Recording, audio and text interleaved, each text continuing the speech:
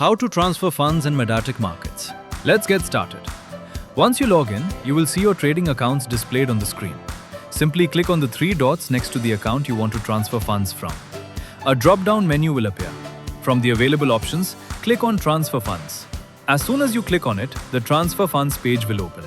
The first section is called To My Accounts. Here, you can transfer funds between your own trading accounts. In the Transfer To field, select the account where you would like to transfer your funds. Next, enter the amount you want to transfer. Once you have entered all the required details, simply click on the Transfer button.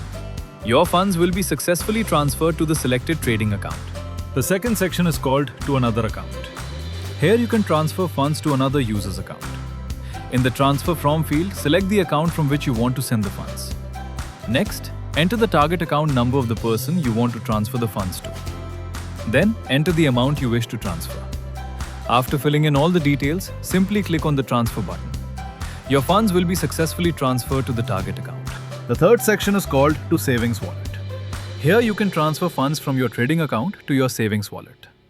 First, select the account from which you want to transfer the funds. Next, enter the amount you would like to transfer.